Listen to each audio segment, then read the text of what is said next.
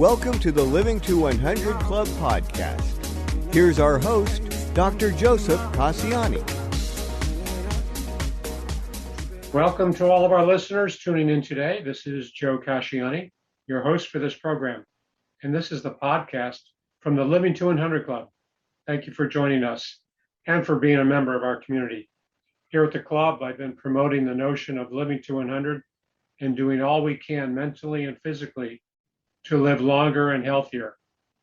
But I also like to emphasize that living to 100 is a mindset more than anything, a metaphor for pushing ahead.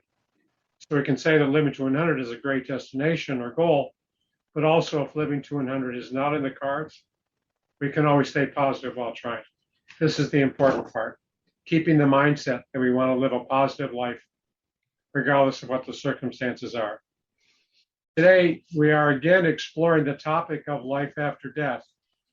Some listeners may have heard the conversation a few weeks ago with Bob Ginsberg as we were talking about the same topic and what scientific research is revealing for us about what happens to us after we die. Hawley Martin is our guest today. We discuss what he has learned from over 100 interviews with experts in the field and evidence he has gathered about life after death. Just a little background on Stephen. As the talk show host of a popular weekly internet podcast, The Truth About Life, it became clear to our guest that humankind is on the cusp of a transition to a new understanding of the true nature of reality. To share what he has learned and to help speed the transition, which he believes will result in a rebirth of optimism, he has written well over a dozen books, many of which have achieved bestseller status on Amazon. Stephen is the former principal of the world-renowned ad firm that created the GEICO Gecko and Virginia is for Lovers. His ad agency was called the Martin Agency. He's currently the editor and publisher of the Oaklea Press. He is the only three-time winner of the Writer's Digest Book Award, having won first prize twice for fiction and once for nonfiction. Stephen, welcome to our program today. Well, thanks for having me, Joe. I'm excited to be here. I'm excited about our chat. Great, me too. I'm looking forward to it. I always like to begin by asking our guests to tell us a little bit about the journey that brought you to where you are today. Okay, well, thank you.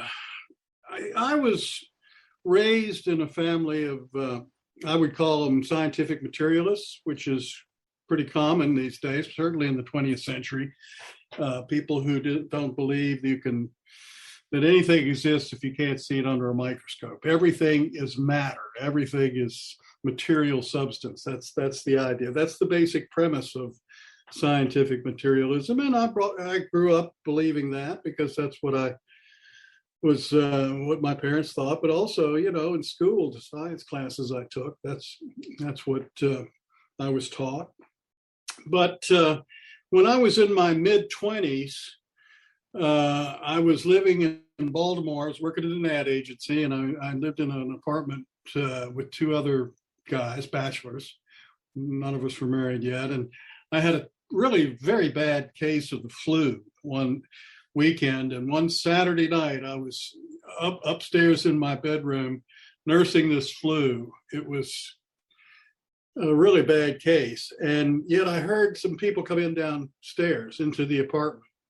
And pretty soon there was a party going on. Well, at 25 years old, you're not going to let a little flu keep you from the party. So I went downstairs. I really had to struggle to get dressed and to do it because I was in bad shape.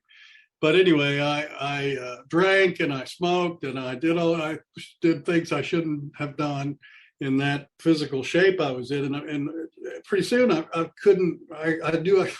had to get back upstairs and get back to bed because I felt so bad. And I practically knee walked up and I flopped down in the bed and it seemed to start spinning on me. And I felt I was nauseous and I felt like I was going to pop. And I did pop. And suddenly I was up at the ceiling, looking down at my body. And long story short, I had this epiphany. I said, I'm up here and my body's down there, and how can that be? I thought, as scientific materialists do, that the brain creates your consciousness. And so my brain's down there and I'm up here. How could it be? And this went on for a while. I looked at the ceiling. I looked at the room. I looked down at my body, and somehow or other, I just blacked out, and I woke up the next morning. But it stuck with me. I felt a whole lot better, by the way, the next morning. And but it started me on this quest of how can that be possible? How can you be out of your body? I didn't know. This was a long time ago. I'm in my 70s now, so it was 50 years ago. And I had never heard of a near-death experience. I'd never heard of an out-of-body experience. And so it started me on a quest. I joined the Rosicrucian Society, which is a society of mystics that study metaphysical laws. I took all their courses. I rose from a novice to an adept.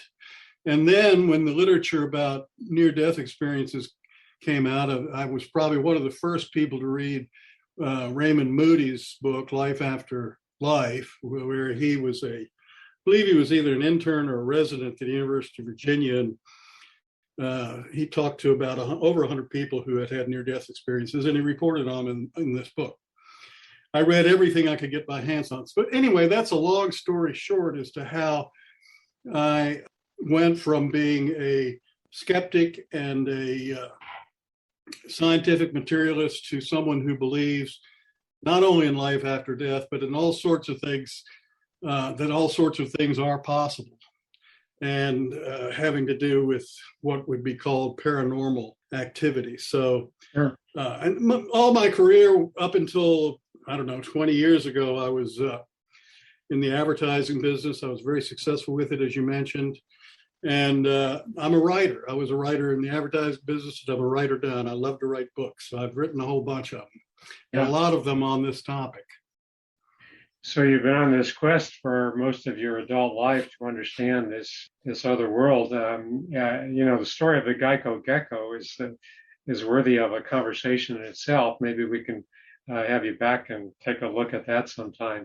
Sure.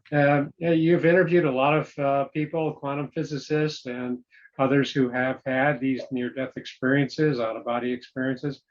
So I'd like to, just jump right into this, the meat of the topic, and help us understand this notion that consciousness exists independent of the brain.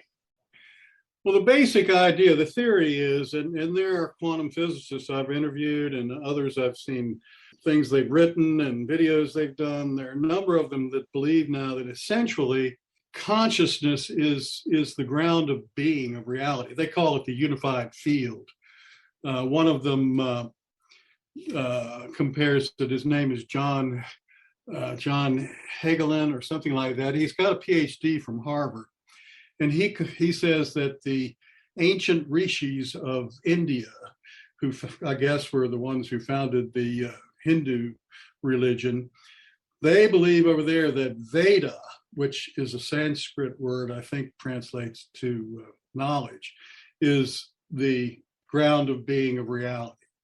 And he says that what they said about that parallels his research about the ground of being and how that created everything. And so essentially, I have come to believe that they're right, that these scientists, these quantum physicists are right, that the ground of being, only instead of calling it the unified field, I call it consciousness. And that's what really, if you look at Veda, what the rishis were talking about. And that it's a consciousness that we all share.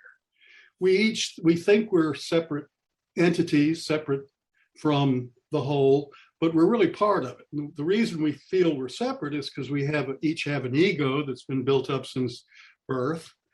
And we also have subconscious mind, we have memories. And so it feels like, and we think we're separate, but we're really down at the core, the universal subconscious mind. I guess that's what Jung called it, something like that, Carl Jung. We're all connected there. And our bodies are like, I compare them to spacesuits or diving suits that allow us to function and be in this reality. But our consciousness really is non-physical. It's received by the brain and integrated into our bodies. And of course, while we're here, it's a body-mind experience. But when we die, we leave the body behind, but we don't leave our consciousness behind. We stay conscious. And so that's kind of an overview, I suppose, of what I believe is true, and I'm not the only person who does. Yeah. So years ago, I was involved with an organization called the International Transpersonal Association, ITA, and their beliefs were based on this same concept that we are all connected. All living beings are connected, and it is through this life force, this external unified field, whatever we want to call it. So I wonder, Stephen, when we talked on the phone, you used this metaphor of consciousness, or the brain as a receiver for our consciousness, almost like a cell phone. Like everyone has this capacity to connect with this external consciousness, but the brain acts like a cell phone. It does. This is an idea that the University of Virginia, there's an outfit up there called the Division of Perceptual Studies. It's been around for a long, long time. I'm not sure exactly when it started, but I know that the man who headed it up for many years, Ian Stevenson, started his research in the early 1960s, studying children's memories of past lives and checking them out. And basically, that is the conclusion they've come to after 50 or 60 years, that the brain is a receiver of consciousness that integrates it into our body, but that the brain does not create consciousness. It's a receiver. And there are a number of reasons they think that, which we can get into if you like, but they're basically 4 different areas that they say is pretty strong evidence that that's the case. And it makes sense with the idea that we're all one, and that this ground of being, whether it's consciousness or the unified field or whatever it is, we're all connected. We're like little bubbles within that. And but that's who we are at the core. And when we come into this physical realm, we can't really operate here unless we have a physical body, and that's what the body allows us to do. But it's our consciousness is controlling the body. So, yeah, and the consciousness is there before we come around, and it's still there after we leave, right? After our bodies die. Absolutely, yeah, absolutely. And also, it appears that.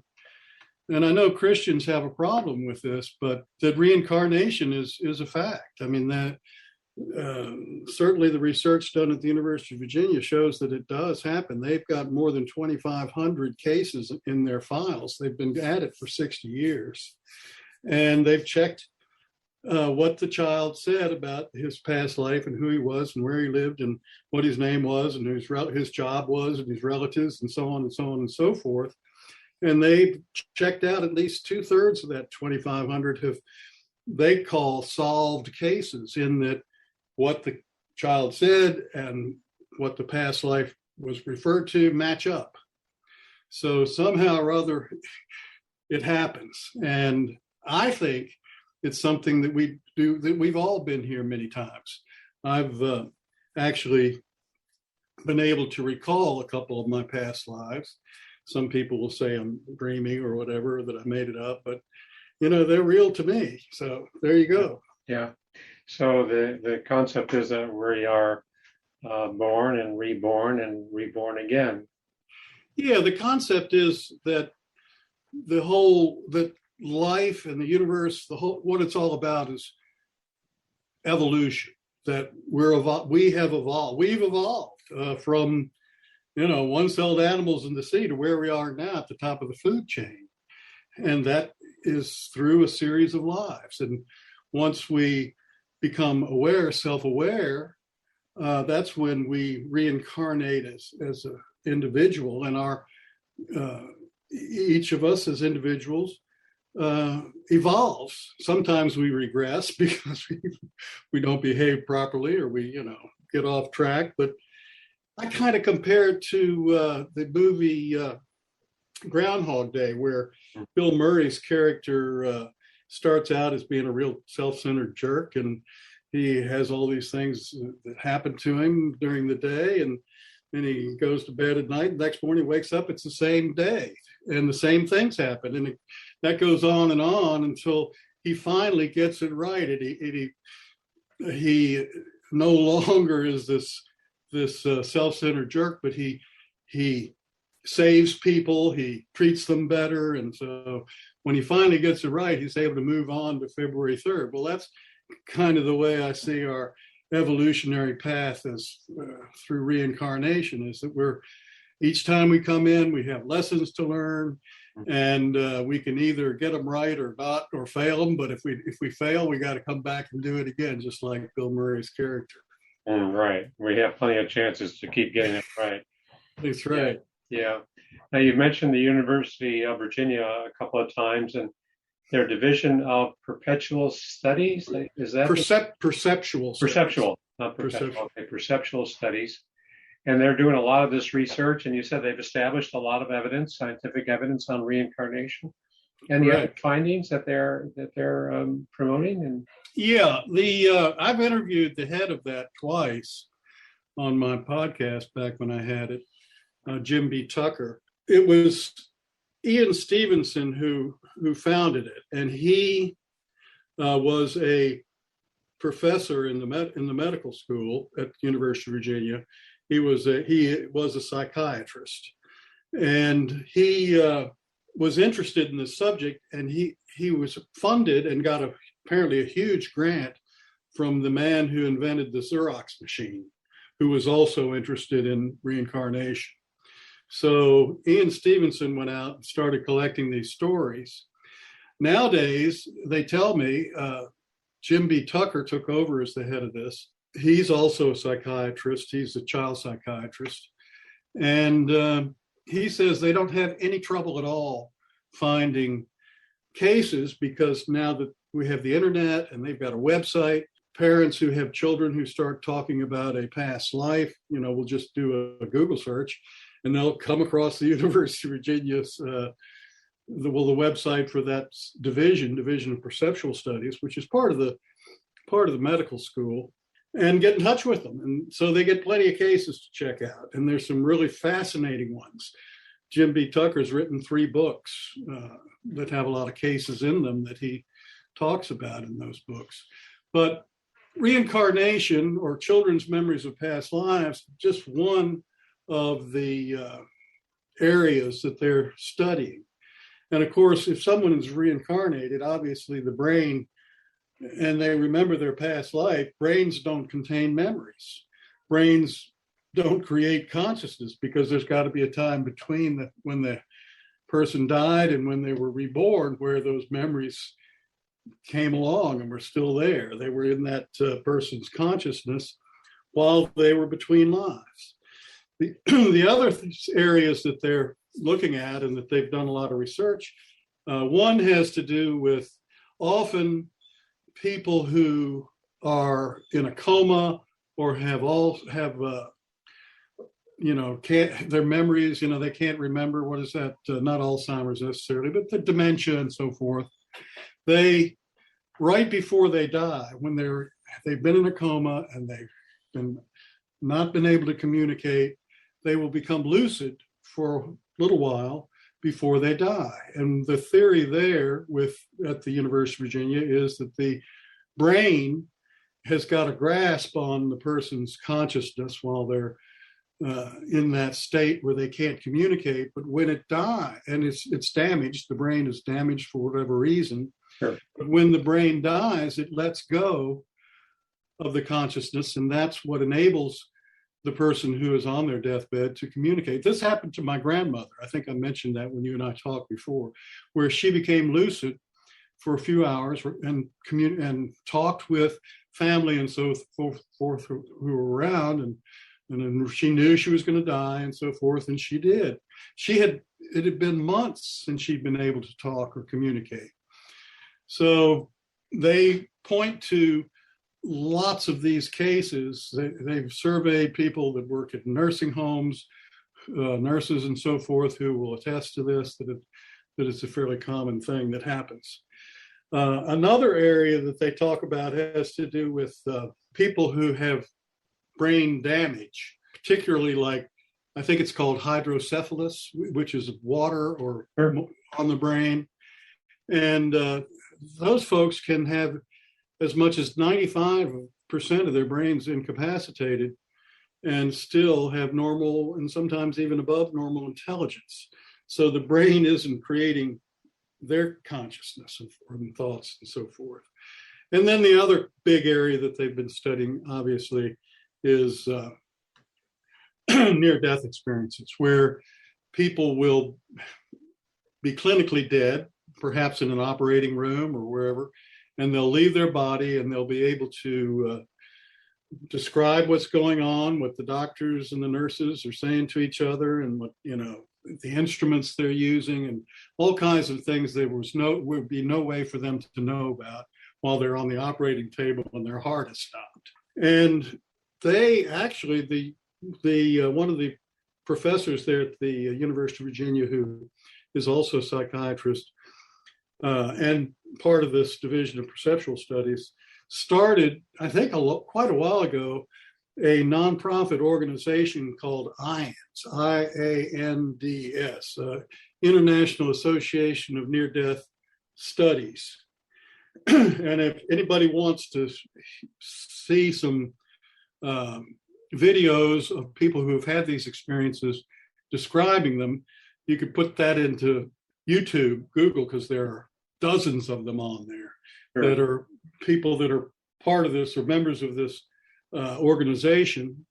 He put it together so that people who had these kinds of experiences would be able to share them with others who had them. It's kind of support group kind of thing. And they have conferences and so forth. And anyway, those four areas, near-death experiences, children's memories of past lives, becoming lucid right before death when they've been in a coma or whatever, and the brain damage. There's one case history at the University of Virginia where there was a girl, not 18 years old or so, who had been accepted to Smith College. Maybe it's a university now, but one of the Seven Sisters. And she was in an automobile accident, was knocked unconscious. When they decided to operate on her, when they opened her brain, all that was inside her skull was the brain stem. There was no brain in there. Yet she was an honor student who had high SAT scores and had gotten into Smith. So that was a really fascinating case that they talked about. Yeah, some interesting findings there. I want to go back to the point you made about when the brain has been affected by damage, whether it's dementia, some kind of neurological deterioration. I'm trying to understand the process there, or the concept that the person that becomes lucid is no longer operating under their dysfunctional brain, but they're kind of reconnecting with this consciousness. As I understand it, what they're saying there is that the brain has a grip on your consciousness, while someone who has the brain is damaged, and so the consciousness is not coming through in order for them to be able to speak or whatever, because all those connections aren't there. But when the brain dies, it lets go of the consciousness. It releases it, just as it releases it when you pass out of your body and into the non-physical realm, or when you pass to the other side of the veil. But before you pass, apparently some people are able to communicate lucidly because their brain has let go, if you see what I mean. Mm-hmm. So that, so that accounts for the lucidity there in the final minutes or hours where the brain is let go. And with the girl who was the Smith College, headed to Smith College, had a brainstem, and of course that connected her to her body. But apparently her brain was able to somehow work. Not her brain, her mind. The brain wasn't there. I had a boss who had been, it was early in my career, he'd been a colonel in the Air Force and had somehow, I don't know, in the war or whatever, got hit on the head. And when he was fine. You know, I knew him for a number of years, till once he was driving home and he pulled off on the side of the road and passed out. And he was taken to the hospital and they did, I guess, brain scans or whatever, and half of his brain was gone. Wow. But he was able, no one would have ever known that. You know, he only had, I've forgotten which hemisphere. It was one or the other one was gone. Yeah, sometimes when there is damage, the other healthy parts of the brain can take over some of the functions. Not all, but sometimes.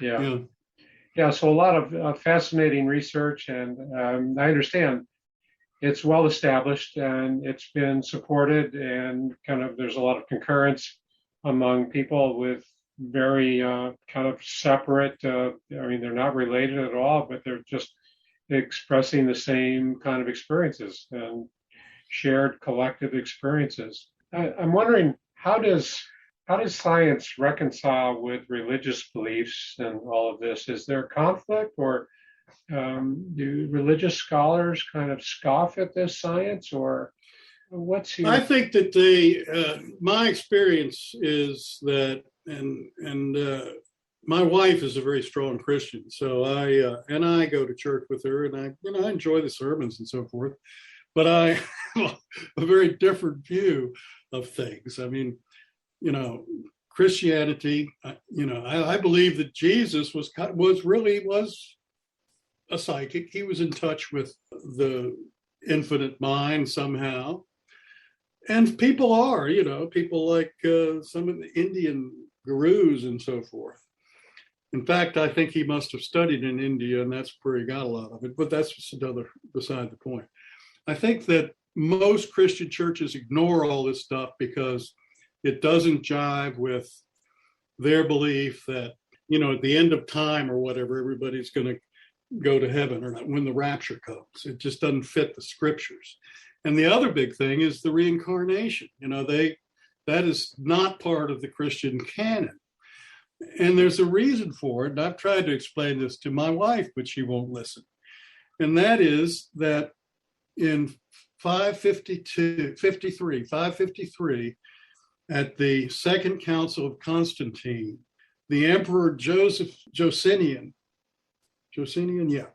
he wanted to get rid of the doctrine of reincarnation, which had been part of the church up until then.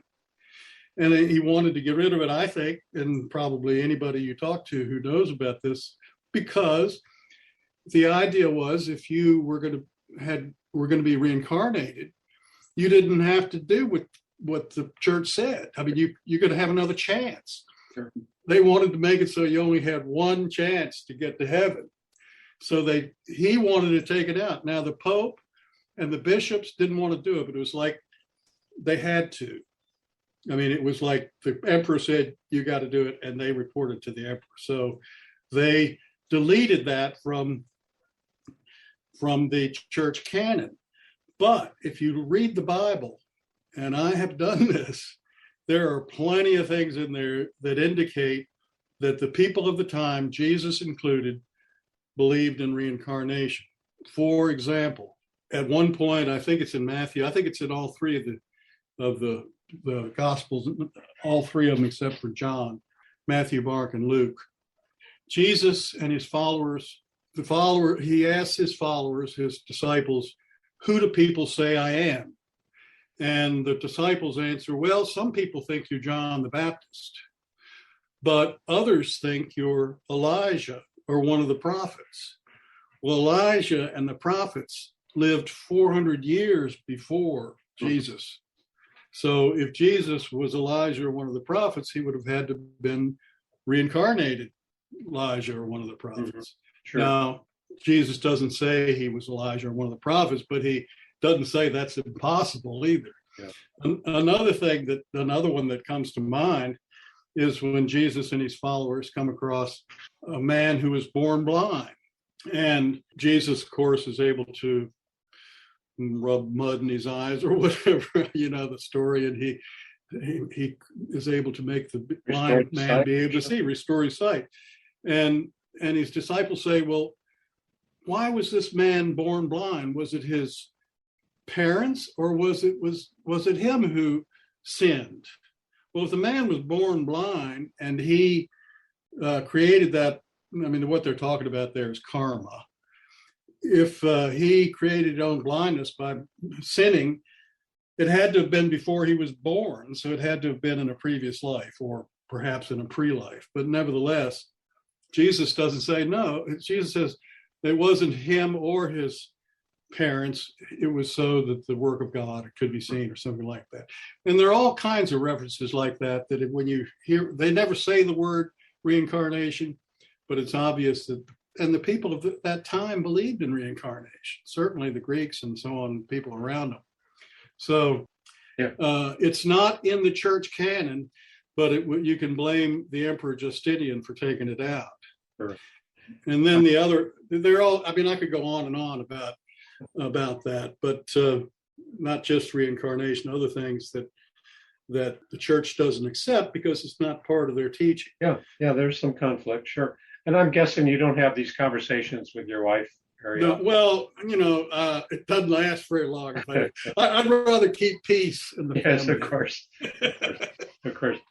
I always like to understand how this information can apply to people today. What I mean is that when I had the other guest on talking about life after death, Bob Ginsberg, he started the Forever Family Foundation to help families understand and to help them get through their grief that there is this likelihood that people kind of survive after their body dies. So I asked him, and I would ask you the same thing. How does this information about the scientific research, the findings about life after death, consciousness pre-existing, how does this help people today? How does it offer some solace or relief, in your opinion, to deal? Well, I think there are a number of ways it does.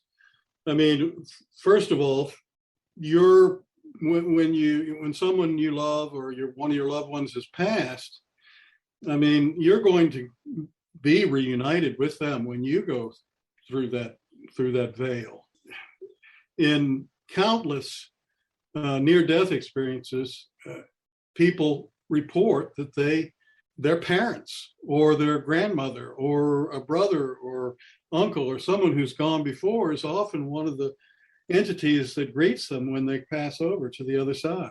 The other thing is, so you're not, you're going to be separate from that person for a while, but eventually you're going to be reunited. So there's that to look forward to. The other thing is the fear of death. That's something that doesn't exist with me anymore. I'm not worried about it. I'm kind of like Woody Allen. I think he said that I'm not afraid of death. I just don't want to be there when it happens. But once it does happen, I'm not worried about my consciousness not continuing. I know that I'm going to continue on. And so losing that fear has made a huge difference in my life. It's like being freed. And I think I'll live longer because of that. I think that when you fear something, you have a tendency to bring it on to yourself. It's like I believe that our beliefs create our reality. What we believe about ourselves, what do we believe about the world, what we believe about just about anything is, what creates our environment. There's a great little book called As a Man Thinketh that was written over 100 years ago. Yeah. That is just a great little book because it explains all that so vividly. That your thoughts, your beliefs, your attitudes create your reality. Well, if you're no longer afraid of death, don't worry about it. You're not going to bring it on to yourself. Yeah, it's not so big. So those are the main things. And I also believe that we have kind of like each of us is part of a soul group that probably reincarnates together. I've been out to the School of Metaphysics in Missouri a couple of times, and what they will do is, they have psychics that work very much like Edgar Cayce, if you know who he was, who kind of can access the infinite mind, the Akashic records, whatever you want to call it. They'll be able to tell you how you were, what your relationship was to different people who are special in your life this go round. Your mother might have been your sister in another life, or your father could have been your brother, that kind of thing. And I think there's something to it. So, we're going to go through eternity kind of together. So we shouldn't, Right. It makes it a lot easier when I think to accept that somebody's gone for a while, because they're not gone forever when they pass. Yeah, and it underlines the fact that we are all connected, right? Exactly. Yeah. Well, that's good. I like that. That's an uplifting, kind of exciting perspective on living and dying and living again. So we just have a couple minutes left. Tell us about your books. I know you've written a number of books. Well, I think the one that relates most closely to this particular conversation is called Life After Death, Powerful Evidence You Will Never Die. And it really has been I wrote it several years ago. It's been a good seller, a bestseller from time to time, certainly in its category. And you can get it on Amazon. What you might want to do if you're interested in things I've written, your listeners, I have a website. It's shmartin.com, shmartin.com.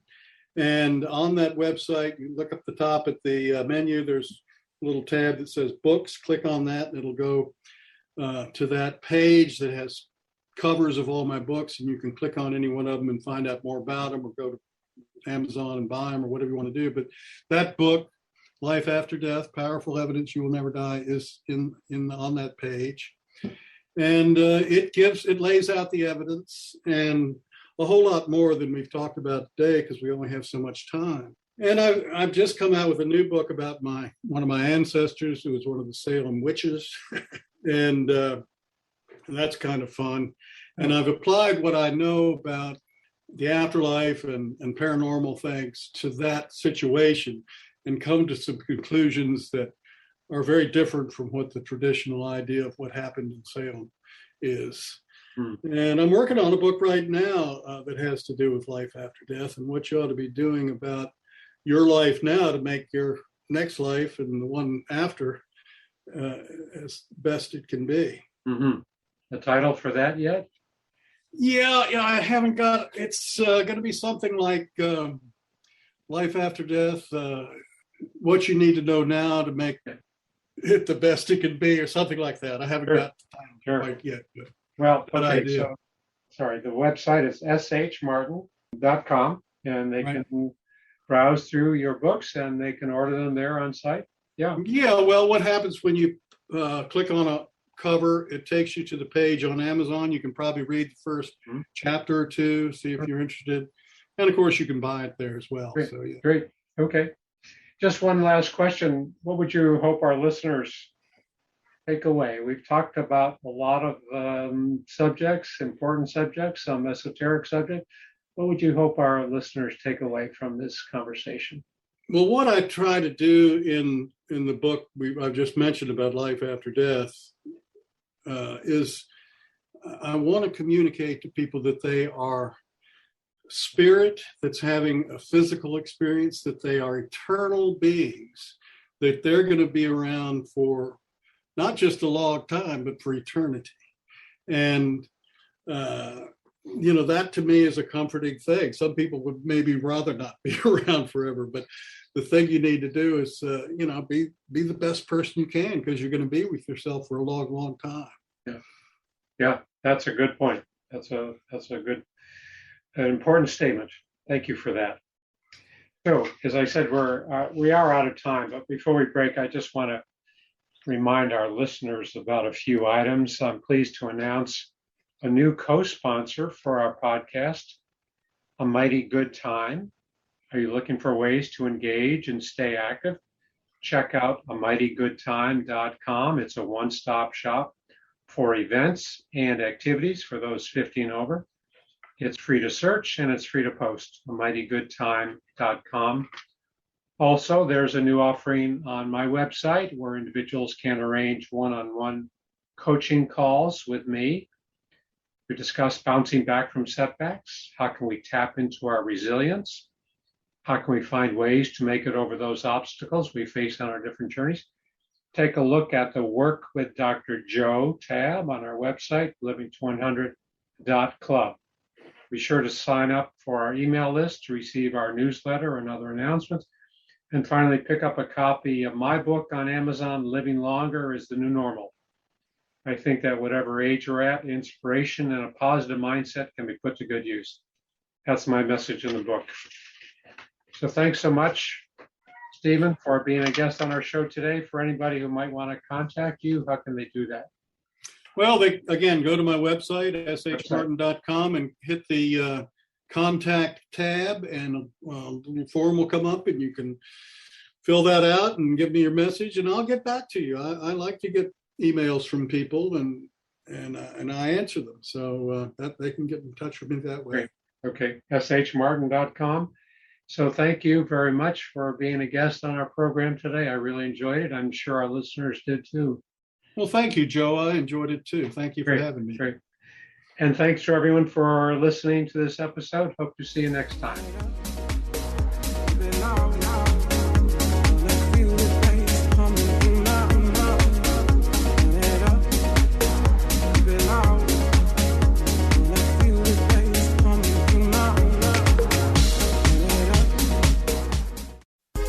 Hi, this is Suzanne Newman, host of the Answers for Elders podcast and radio show. We are the North Star that guides you through the complicated journey of senior care with trusted experts in money, law, living solutions, and more. So join us on this station, your favorite podcast channel, or just go to answersforelders.com. Meet the Wayshowers who will help your journey go a lot easier.